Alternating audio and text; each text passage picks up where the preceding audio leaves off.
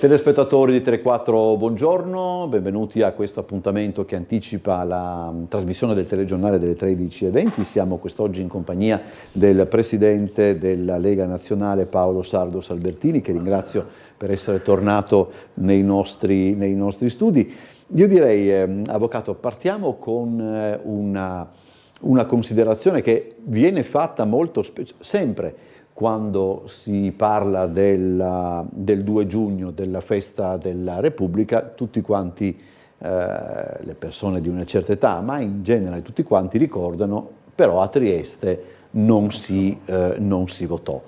E mi sembra anche che non vi fu una grande, diciamo, nemmeno un enorme interesse per quelle votazioni, tenuto conto anche della situazione in cui Trieste stava in quel periodo. Cioè, il 2 giugno 46 era talmente vicino al 12 giugno 45, cioè il giorno nel quale le truppe di Tito avevano lasciato la città, che era questa data che fagocitava tutto il resto. Anche perché poi in realtà erano elezioni che non venivano, credo, percepite in quello che era la dimensione politica. L'aspetto istituzionale era prevalente.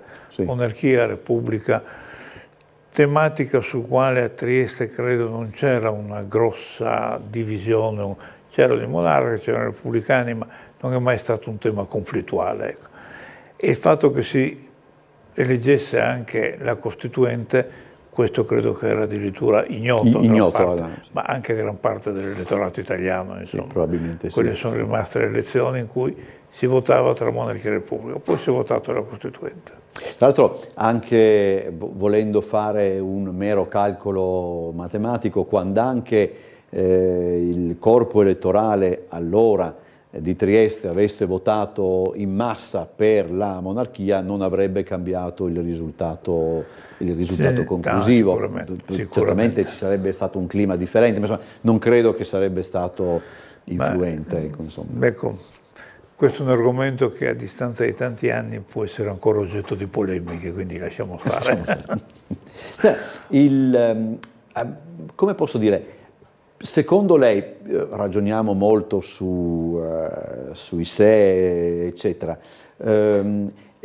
sarebbe stato proprio impossibile no, perché se vogliamo lo scarto fra monarchia e repubblica non fu eccessivo per certi aspetti. Ma sicuramente, diciamo, fu un risultato così, diciamo, curioso, ecco, perché venivano forniti progressivamente i dati man mano che arrivavano ed erano pari nei due schieramenti. Poi a un certo punto improvvisamente venne sospesa la fornitura dei dati e mancavano, come succede sempre, in buona parte i risultati dell'Italia meridionale. Anche nelle elezioni attuali arrivano sempre dopo. Sì.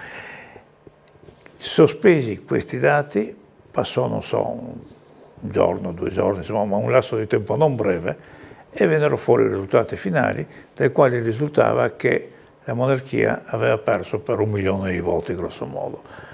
E suona strano che proprio i risultati del Meridione, che pacificamente era da quella parte, abbia portato a questo risultato inverso. Nelle polemiche successive, ricordo in particolare Giovannino Guareschi, che sosteneva che il padre della Repubblica era stata Romita, ministro degli interni, e la madre la calcolatrice. Guareschi. Tra l'altro credo che in questi giorni si ricorda, diciamo così, proprio l'imprigionamento di Guareschi per quella polemica. Mi pare che siano 70 anni dall'ingresso in carcere di Guareschi per quella polemica su De Gasperi. Si era rifiutato di fare appello, sì. Pur contestando totalmente la sentenza. Diceva: mi condannate dicendo che ho pubblicato uno scritto falso che non era di De Gasperi e non accettate la mia richiesta di fare una perizia calligrafa, perché si doveva ritenere, dicono i giudici, che era falso, perché De Gasperi, la controparte, aveva detto non l'ho scritto io, ma un argomento giuridicamente un po' opinabile. Di fronte a questo Guareschi diceva è una sentenza giusta, io la subisco, vado, tiro fuori lo zaino col quale ero andato in Germania nei campi di lavoro e mi faccio. È stata una scelta così sicuramente di estrema dignità, ma veramente sbagliatissima, perché quell'anno e mezzo, 2 anni che si è fatto di carcere lo ha completamente cambiato. Il Guareschi che è uscito dopo il carcere non era più lui. Proprio l'esperienza, aveva una certa età, ma insomma comunque è stato proprio annientato da questa esperienza. Allora, tornando anche al risultato del referendum, eccetera, anche qui è logicamente un ragionamento che va fatto come dire, col senno di poi, però sembra strano, forse però non lo è più di tanto, no? Perché adesso molto si è discusso in questi anni sugli errori dei Savoia, e l'errore per certi aspetti ritenuto addirittura più grande del riconoscimento del fascismo, eccetera. Per certi aspetti forse il re era addirittura in qualche modo obbligato a riconoscerlo, insomma, se no chissà cosa succedeva. Però molti dicono che l'errore macroscopico di Casa Savoia fu la fuga del re a Brindisi dopo l'8 settembre, eccetera. E se però i voti di scarto fra monarchia e repubblica erano appena di 1 milione, che è niente dal punto di vista così del calcolo del voto, eccetera, significa che perlomeno in quegli anni a tutto ciò si dette una importanza minima per certi aspetti. In realtà, ma anche a posteriori, certamente era una scelta non facile, ma ragioniamo sull'alternativa. Vittorio Emanuele resta a Roma. Roma viene controllata dai tedeschi e viene imprigionato, finito in Germania. Questo tra l'altro non avrebbe permesso quello che invece è successo, che l'Italia, almeno in parte, si schierasse a fianco degli alleati, perché la fuga ha permesso il formarsi di un governo che era comunque la continuità del governo legittimo, e che tanto era la continuità che viene poi accettato e riconosciuto anche dal CLN, o quantomeno da Togliatti. Con la svolta di Salerno nel 1944, Togliatti accetta il governo di Badoglio e di Vittorio Emanuele, mentre altri nel CLN, il Partito d'Azione e i socialisti lo rifiutano, Togliatti l'accetta. E l'Unione Sovietica lo riconosce come governo. Sì, quindi era il governo che rappresentava la continuità. Ora, in qualsiasi situazione una continuità dello Stato è preferibile all'assenza di Stato. Questo è pacifico. Secondo lei di quel periodo che cosa dovrebbe essere in qualche modo analizzato meglio, diciamo del periodo immediatamente successivo alla fine della Seconda Guerra Mondiale a livello nazionale? Diciamo, c'è un primo punto che è precedente, secondo me meriterebbe un'analisi ulteriore, ed è quello del 25 aprile. Il 25 aprile è un fatto che chiaramente risulta traumatico, ma forse in chi lo realizzava non era questa l'intenzione. Politicamente significa il momento nel quale quell'alleanza che si era realizzata col congresso di Napoli del 22 dei fascisti con i nazionalisti. 25 luglio? No, nel 22 sì. Il partito fascista si allea col partito nazionalista e diventa partito nazionale fascista e diventa monarchico, che prima era repubblicano e partito fascista. Quell'alleanza si esaurisce il 25 luglio del 1945, cioè i nazionalisti si staccano, si rivolgono, restituiscono il potere al re, e il senso di quell'operazione era di iniziare una trattativa per l'uscita dell'Italia dalla guerra. La trattativa significava farla in primo luogo con la Germania, poi con gli alleati, e questo non si avvia. Ci sono degli elementi individuati da alcuni storici, mi pare Perfetti o qualche altro, che portano a ipotizzare che era in atto un tentativo che doveva essere fondamentalmente gestito da Mussolini per conto del re, ma non più capo del governo, e che passava attraverso il Giappone. Mussolini si era incontrato con l'ambasciatore, no, il re, con l'ambasciatore del Giappone, e in qualche maniera doveva essere portatore di una proposta di uscita dell'Italia dalla guerra con il consenso degli alleati. Poi questo invece salta completamente e diventa quell'uscita traumatica che è stata l'8 settembre, che quella è stata la vera disgrazia. Quindi diciamo così, le settimane dal 25 luglio del 43 all'8 settembre dovevano dare vita a questo. Forse qui Casale si è esaurito, non sappiamo, ma insomma c'è stato un qualcosa, a mio giudizio, non ancora adeguatamente approfondito, forse non si potrà mai farlo. Facciamo un salto temporale, abbiamo ancora 2 minuti. 26 ottobre 2024, 70 anni dal ritorno definitivo di Trieste all'Italia. Ci sono già delle manifestazioni certe, no? Certo, con varie cose in cantiere, come Lega Nazionale in particolare. Ecco, come Lega Nazionale io vorrei evidenziare un aspetto. Quel 26 ottobre del 1954 è un anniversario che va ricordato come se fossero 3 anniversari. Il primo, il ritorno di Trieste all'Italia, che è un qualcosa che riguarda l'Italia tutta. Quell'Italia tutta che all'epoca era fortemente coinvolta nel reclamare. C'erano manifestazioni in favore di Trieste in tutta Italia, seguite, sentite, ecco, e questo si corona questo aspetto, che è il completamento, diciamo, del Risorgimento. C'è l'altro aspetto, il ritorno a Trieste dell'Italia, cioè la stessa vicenda vista dalla prospettiva triestina. Quella, secondo me, ha una lettura fondamentale.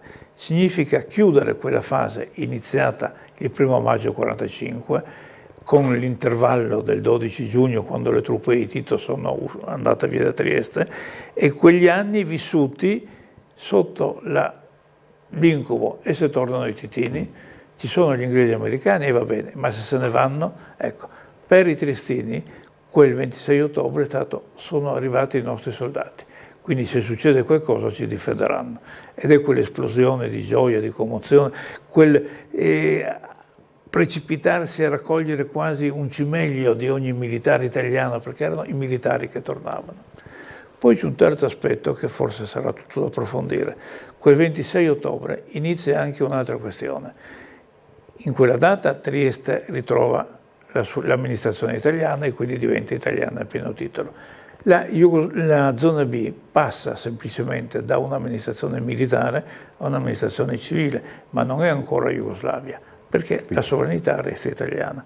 E inizia in quella data quella che sarà la lunga battaglia per difendere quella sovranità italiana della zona B, che era reale anche se latente e tacita, che si concluderà con il Trattato di Osimo. Il Trattato di Osimo sarà la chiusura di questa terza vicenda iniziata il 26 ottobre del 1954 e in questo 70° meriterà ricordare anche questo aspetto.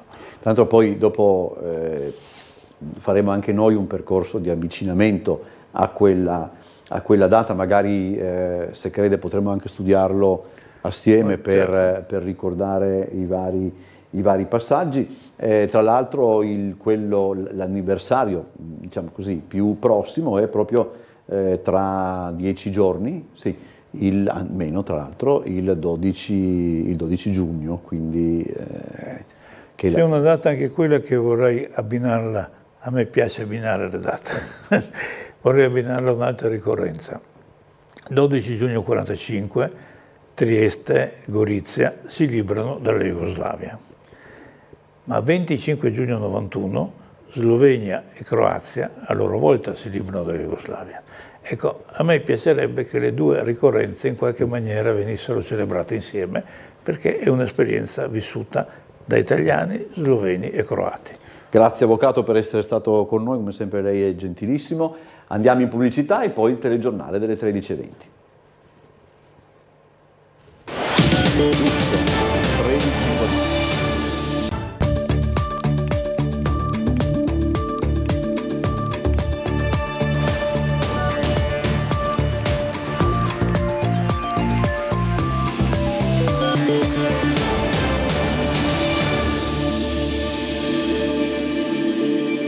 Buongiorno telespettatori di Tele4, benvenuti a questa edizione del nostro telegiornale che si apre con il voto a grado. Si elegge il nuovo sindaco dopo 8 mesi di gestione commissariale, in corsa 3 candidati, uno del centro-sinistra, Corbatto, e 2 sostenuti da coalizioni del centrodestra, Bredeon e Marin.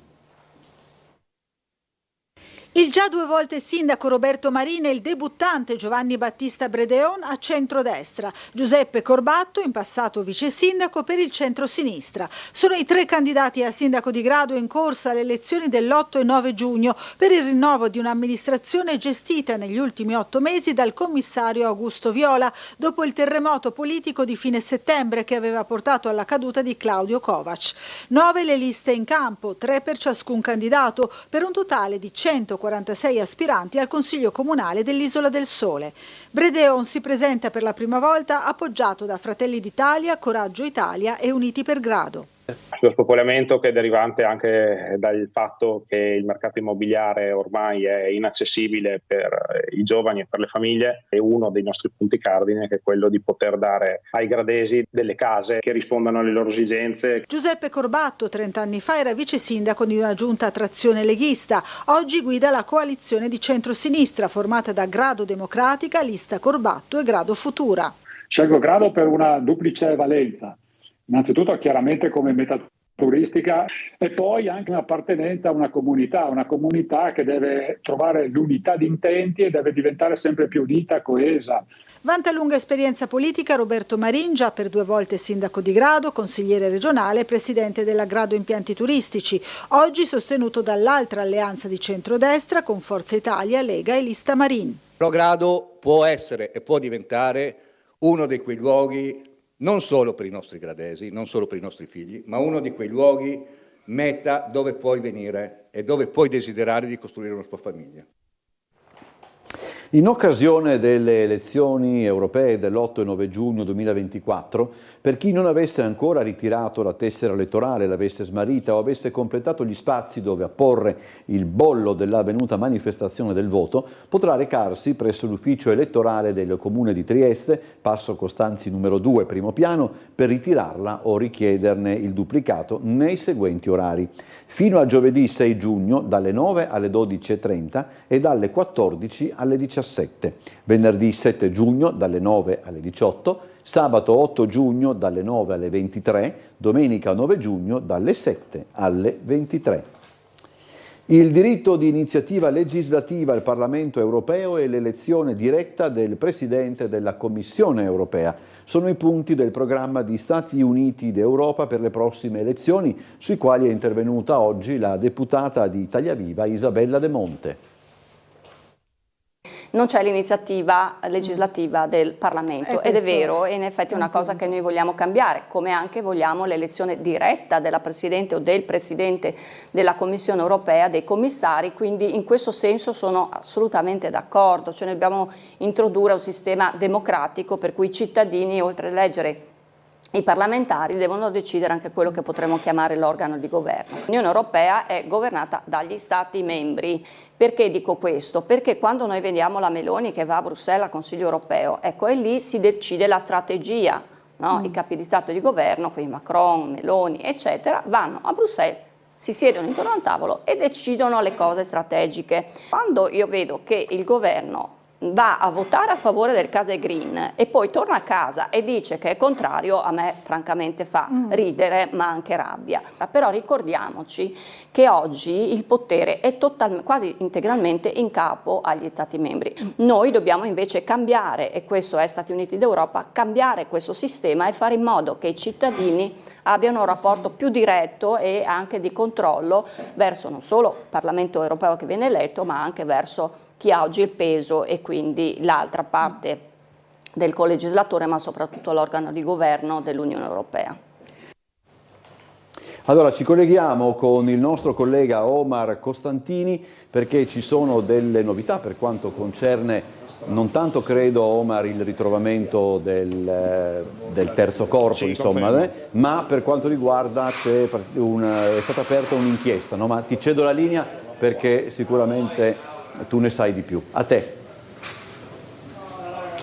Sì, grazie, siamo di nuovo collegati qui da Premariaco, ringrazio anche il sindaco che ci ha subito raggiunto, siamo all'interno dell'area di ristoro dove vengono rinfocillati insomma le persone che stanno operando sul territorio. Allora, signor sindaco, diciamo subito che ci sono delle novità emerse per quanto riguarda Udine, nel senso che abbiamo sentito l'intervento del procuratore della Repubblica, insomma si dice le pratiche di rito, no?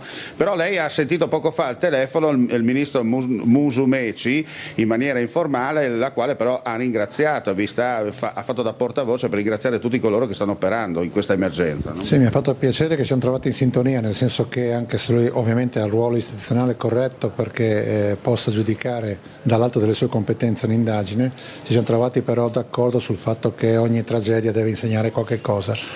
Quello che poi è stato giusto o sbagliato, ovviamente come l'ho ripetuto anche a altri vostri colleghi, non è compito del sindaco di Premariaco, è compito proprio del ministro e di tutti gli organi competenti. Una cosa deve essere certa, gli ho detto anche che qua in Friuli siamo figli del terremoto e a ogni situazione deve essere di insegnamento perché non si ripeta e non succeda, quindi siamo rimasti d'accordo su questo e quindi al di là del fatto che, lo ribadisco, noi non capiterà mai più una serie di circostanze così sfavorevoli a questi 3 ragazzi. Al di là di questo bisogna capire se c'è stato qualche errore, che quell'errore non debba più ripetersi. Perfettamente d'accordo con le sue parole. Senta, pochi minuti fa è giunta questa notizia di un ritrovamento di una maglia bianca, chiaramente non sappiamo se la maglia è di Christian, potrebbero essere tante maglie che vengono ripescate, no? Poi nella Tisona. Sì, c'è questa peculiarità che al fiume ogni volta che c'è una piena ovviamente porta a valle tutto quanto che è tutti i detriti e tutte le immondizie che purtroppo anche la gente lascia in giro, no? In questo preciso momento ovviamente si parla, quando si trova un vestito, scarpe, chiaramente il primo pensiero va a loro e quindi si va a capire, a vedere se può appartenere alle 2 vittime o a Christian, e quindi è corretto che venga fatta un'attenzione ancora più accurata quando in questa fase, quando si trova, come in questo caso, una maglietta bianca. Non è detto che sia la sua, però ovviamente non si lascia nulla al caso, anche perché, ripeto, ci sono 80 persone in questo momento che si stanno alternando a cercare Christian, quindi figuriamoci se si può lasciare andare un dettaglio di questo tipo. Ecco, la cosa importante è che la fase dell'inchiesta, almeno per quanto ci è giunta qui l'eco da Udine, è che è concentrato tra le 13:30, le 14, perché sarebbero arrivate queste 4 chiamate al numero unico d'emergenza, una persa e via dicendo. Insomma, pare che l'inchiesta potrebbe esclusivamente limitarsi alla fascia delle chiamate d'emergenza e poi chiaramente da lì, lo sai meglio di me, si espanderà poi tutto il resto. Si dice, signor sindaco, che queste cose vengono fatte perché la giurisprudenza in Italia, se non si indaga qualcuno non si può andare avanti con le indagini. Sì, è la burocrazia italiana, quindi se non si apre il fascicolo contro qualcuno non si può fare alcuni accertamenti anche tecnici. Secondo me in questa prima fase proprio penso siano abbastanza semplici, nel senso che lo stesso maresciallo dei carabinieri nostri ha interrogato, ha messo a verbale tutti gli orari, i testimoni che hanno fatto presenza a quell'ora, quindi poi le chiamate sono registrate, ci sarà da mettere solo in ordine quella mezz'oretta come è stata di chiamate, e da lì secondo me, mi auguro e auspico, chiudere il fascicolo, perché sì, ci potrebbe essere forse qualche minuto di ritardo o meno, e questo potrebbe essere. Prima ne parlavo con gli elicotteri, per esempio, no? L'elicottero che si alza dipende anche che condizioni meteo trova, che traffico aereo trova in zona, stiamo parlando di quello dei pompieri che parte da Venezia, no? Il tragitto ha un suo percorso, un suo minutaggio perfetto, però anche questo è a discrezione di quello che è le condizioni meteo, traffico aereo, quindi senz'altro uno può dire ma di solito sta a 5 in più, 5 in meno, ma non è vero, bisogna guidare l'elicottero e sapere e avere lettori di controllo che diano gli ok, via. Per l'amor del cielo, non voglio neanche entrarci in questo mondo, sarà compito loro mettere in fila questi orari. Grazie a Michele De Sabata, sindaco di Premariaco. Questi sono gli aggiornamenti, queste sono le ultimissime qui dal Friuli, e ripasso la linea a Trieste. Chiaramente se nel corso della diretta ci saranno ulteriori novità ve la richiederò, altrimenti ci sentiamo nel corso dei telegiornali. A voi Trieste. Grazie ad Omar Costantini. Adesso torniamo ad occuparci della campagna elettorale. C'era a Trieste oggi il leader dei Verdi Angelo Bonelli per sostenere i candidati regionali alle europee, e Bonelli ha usato toni severi nei confronti del governo riguardo l'assenza di vere politiche per la pace e verso l'ambiente. Quello di Angelo Bonelli, capogruppo dei Verdi alla Camera dei Deputati, è un duro attacco politico alla Presidente del Consiglio Giorgia Meloni, al premier israeliano Netanyahu, alla NATO, alle politiche di un'Europa che, a sua detta, in larga parte fornisce armi e poco sta facendo per favorire la pace, nulla invece sull'emergenza climatica. Il leader dei Verdi era oggi a Trieste, nel rush finale prima del voto dell'8 e 9 giugno, quando si rinnoverà il Parlamento europeo. Non abbiamo più tempo da perdere, la crisi climatica sta mettendo in discussione il futuro delle generazioni che verranno, e c'è bisogno di giustizia sociale e giustizia ambientale, e poi sono necessarie politiche per la pace, perché questa guerra sta trasformando la nostra economia in un'economia di guerra, sottraendo risorse a investimenti importanti come la sanità pubblica, il trasporto pubblico, la scuola e l'istruzione. Seduto fra due candidati alle europee, Bonelli ha poi guardato a Trieste, all'esigenza di riprendere in mano le peculiarità di questo territorio, che con il porto e con le sue risorse naturali può e deve far di più per la sostenibilità, soprattutto in chiave energetica. Noi pensiamo che questo sia un territorio che deve recuperare quelle che sono le sue peculiarità, insomma, e dal punto di vista delle politiche energetiche arrivare a una transizione che dica stop all'uso di centrali a gas, di uso di fonti fossili per arrivare ai rinnovabili, ma fare anche in modo che questo porto sia anche un porto demilitarizzato. Il commissario Fulvio De Grassi è collegato con noi dalla sala operativa della Polizia Locale. Buongiorno commissario. Sì, buongiorno Bosazzi, a lei e tutti i telespettatori. Cominciamo con il dire che è stata una giornata abbastanza movimentata. Adesso specificatamente in questo momento stiamo rilevando un incidente conferito sui tornanti di Contovello, non è niente di grave, ma ci sono due macchine, ci hanno detto quasi distrutte, e stiamo facendo un senso unico alternato, comunque dovremmo essere ormai a quest'ora anche in fase di ultimazione. C'è stato una mezz'ora fa circa, anche più, un investimento in via Piccardi, anche qui niente di grave, la viabilità è normalizzata. Per il pomeriggio non abbiamo niente di particolare, tranne delle riprese video per una realizzazione di un documentario dalle 16 alle 20 in vari punti della città, più che altro zona Piazza Ortis, Piazza Unità, Teatro Romano, Donnota, diciamo il Borgo Giuseppino, insomma anche Teresiano.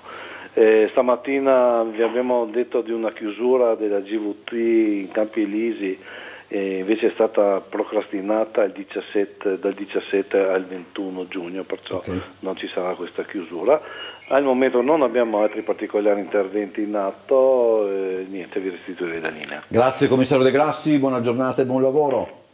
Parimenti a voi. Sono stati affidati i lavori per l'importante opera di collegamento diretto fra la ferrovia del Molo Settimo del Porto e la stazione di Campomarzio, intervento strategico che consentirà di aumentare la capacità ferroviaria dello scalo.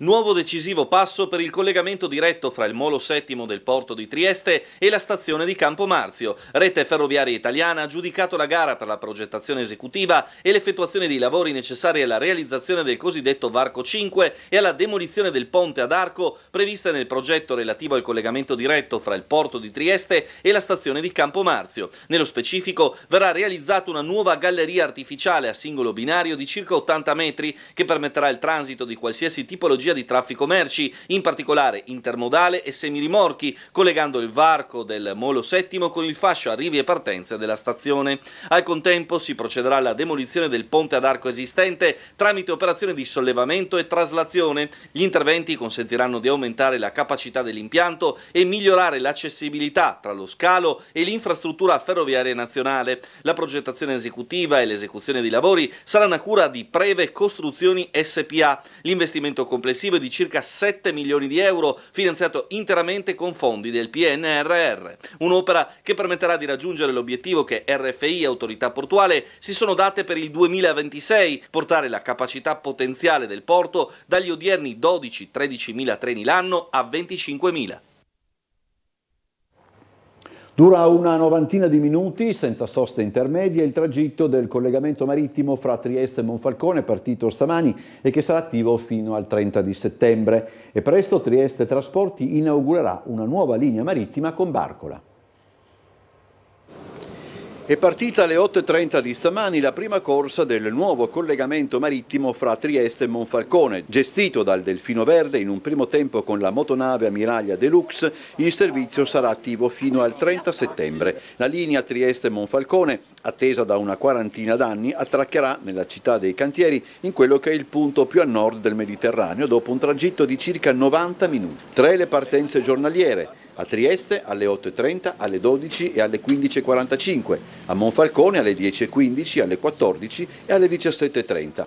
Ci sarà la possibilità di trasportare anche biciclette, laddove le tipologie dei titoli di viaggio riguardano la corsa singola, la corsa andata e ritorno, un carnet di 10 e un carnet di 50 corse. Il trasporto marittimo dunque si rafforza e si rivela un asset importante per il trasporto pubblico locale in Friuli Venezia Giulia. Non a caso, per quest'estate su Barcola, Trieste Trasporti ha in mente un nuovo collegamento. Stiamo lavorando per far partire un servizio innovativo che noi chiamiamo Barcola 2, l'autobus del mare, cioè un servizio che si aggiunge all'ordinario Trieste-Grignano, Sistiana, e che servirà ai cittadini triestini e ai turisti ovviamente per andare dal centro città a Barcola facendo diverse fermate in Porto Vecchio, ai Topolini, eccetera. La partenza si sa già più o meno? Non dico date perché gli annunci sono sempre molto pericolosi.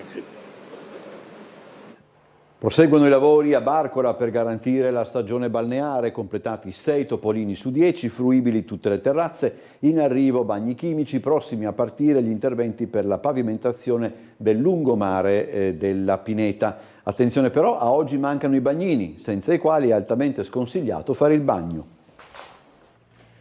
Abbiamo attivato l'appalto di salvamento.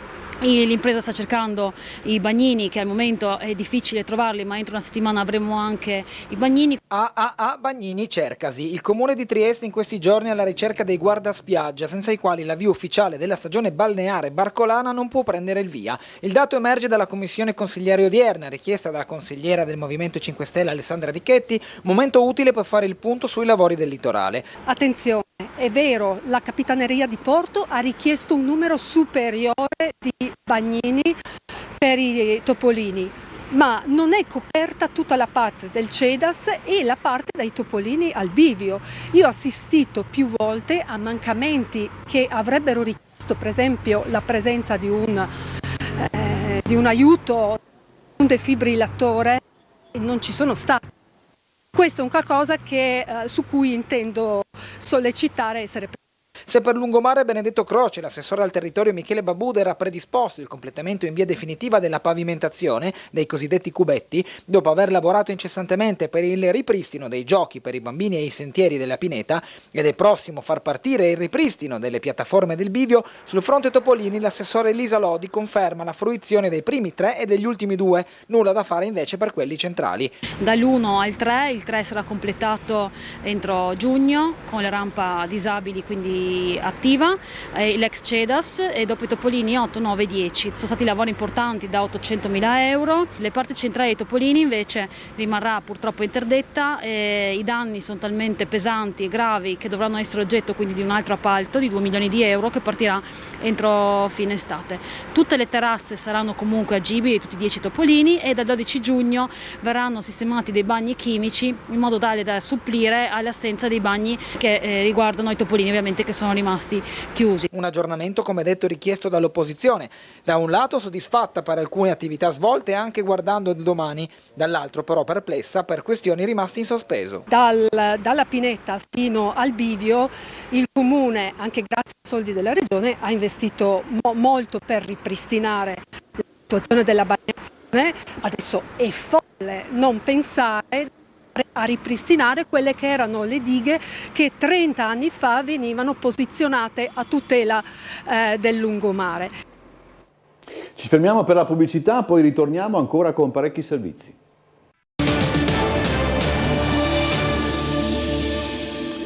Rientriamo in studio, questa sera al via la serie di finale promozione fra Cantù e Trieste. Parliamo di basket, abbiamo chiesto a 4 grandi campioni della storia della pallacanestro Trieste di spiegarci le chiavi tecniche della sfida Alberto Tonuta, Andrea Coronica, Daniele Cavaliero e Andrea Pecile.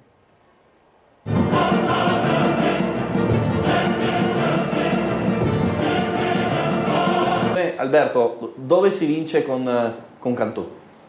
Cerchiamo di fare il possibile, giocarcela meglio possibile, perché le occasioni dalla 2 alla 1 sono rarissime.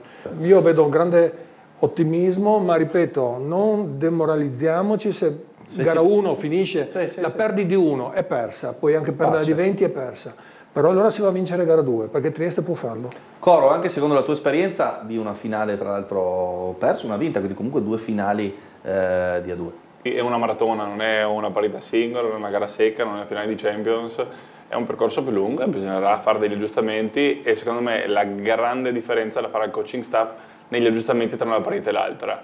È ovvio che arriviamo da 6 bellissimi successi, qualora ci fosse un intoppo iniziale bisogna risistemare il corso nel modo più veloce possibile e ripartire. Quella è la chiave, considerando che il loro frontcourt, quindi tutti i loro esterni, sono molto fisici. Si vince insieme, si vince muovendo la palla, si vince battagliando a rimbalzo e si vince frenando la transizione di Cantù e di Ichi.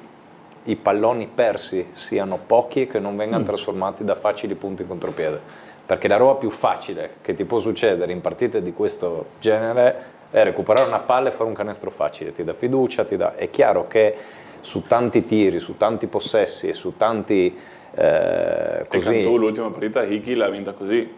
Dico, questo è una cosa che Trieste ha protetto molto bene in tutte queste partite di playoff che ha vinto e che magari proteggeva meno bene quando le cose non andavano bene. L'ha detto Dani, ma la guerra dei rimbalzi, insomma, Trieste è stata nelle 2 serie onnipresente. A rimbalzo abbiamo distrutto l'altra squadra, quindi anche qualche tiro forzato o precipitato o indifferente, diciamo dal talento dell'1 contro 1, veniva protetto dal rimbalzo in attacco dei nostri lunghi, ma anche degli esterni che andavano e li prendevano. È chiaro, se si riesce a fare questo, allora è un gioco che ti può dare occasioni di vittoria. Dopo una battaglia ultradecennale, il Comune si è aggiudicato la titolarità di via Flavio Gioia, in precedenza in mano alle Ferrovie dello Stato. L'arteria adiacente alla stazione dei treni al Silos verrà interessata da un complessivo intervento di riqualificazione. È da circa un decennio che il Comune di Trieste tratta con le Ferrovie dello Stato per acquisire la titolarità di via Flavio Gioia. La strada, è arrivata la conferma oggi agli uffici comunali, passa sotto l'egida dell'amministrazione locale. L'obiettivo, ribadito a più riprese dal sindaco, è quello di regolarizzare la sosta in quell'area adiacente alla stazione autocorriere, il parcheggio del Silos a sinistra e la stazione dei treni a destra. Stando a quanto comunicato da Di Piazza, verranno istituiti dei parcheggi a pagamento che eviteranno il ripetersi delle problematiche di intasamento della zona, oltre che riqualificate aiuole e marciapiedi. Anche la fermata dei taxi verrà spostata da Viale Miramare, dove patisce problemi di allagamenti continui e difficoltà di immissione nel traffico, a via Flavio Gioia, un intervento che si inserisce nell'ambito della riqualificazione complessiva dell'intera area, da Piazza Libertà, con gli interventi effettuati nel giardino attorno alla statua di Sissi, sino a Largo Santos, dove verrà eretta l'installazione battezzata all'Occhio di Massimiliano, voluta dall'archistar Kipar, che ha curato il layout di Porto Vivo. Questo a pochi passi dal varco monumentale che permette l'accesso alla bretella che attraversa l'ex scalo asburgico. Insomma, quello di via Flavio Gioia non va visto come un intervento a sé stante, ma come un tassello di una complessiva riqualifica dell'area. Ovviamente resta invece da decidere il futuro dell'ex market della via stessa. Per la maggioranza di centrodestra rimane il no sul centro a bassa soglia per migranti e permane l'ipotesi commerciale. Per il centrosinistra e le associazioni che si occupano di migranti in arrivo dalla rotta balcanica sarebbe invece la soluzione più idonea. Allora, occupiamoci adesso delle immatricolazioni all'Università di Trieste per il prossimo anno accademico che sono partite. Via alle immatricolazioni per il nuovo anno accademico dell'Università di Trieste. A disposizione dei futuri iscritti un'offerta formativa ampliata nell'ultimo triennio, con l'attivazione di 8 nuovi corsi di laurea che vanno a comporre un quadro di 43 lauree triennali a ciclo unico, oltre a 37 magistrali, nelle 3 macro aree: tecnologico-scientifica, scienze della vita e della salute e scienze sociali e umanistiche. Novità per l'anno accademico 2024-25, il corso di primo livello in dietistica, in attesa di accreditamento ministeriale, che sarà attivato nella sede di Pordenone. Il 1° luglio saranno poi presentati ufficialmente i corsi di laurea magistrale in Engineering for the Energy Transition e in European Policies for Digital, Ecological and Social Transitions, 2 assolute novità rispettivamente a livello internazionale e nazionale. Tra le novità più attese, l'innalzamento della no tax area, che arriva a 30.000 euro con ISEE università inferiore o uguale a questa cifra, mantenuti anche tutti gli esoneri totali e parziali, riduzioni e contribuzioni per merito. Buone notizie anche dall'annuale rapporto Alma Laurea. L'Ateneo di Trieste garantisce un lavoro a 12 mesi dal titolo all'81,6% dei laureati triennali, a fronte del 75,4% della media nazionale e dell'80,2% del Friuli Venezia Giulia. L'ufficio orientamento organizza durante l'estate visite guidate al campus di Piazzale Europa, curate dagli studenti tutor dei corsi con prenotazione obbligatoria. Vi ricordo l'appuntamento delle 18 con Trieste in diretta, 19:30 il telegiornale, ma vi ricordo che subito dopo, per chi ci segue in diretta, c'è la replica della puntata del Caffè dello Sport, che ha visto con Marco Stabile i 4 grandi campioni della pallacanestro Trieste, di cui abbiamo visto un estratto poco fa. Ci vediamo più tardi, buon pomeriggio.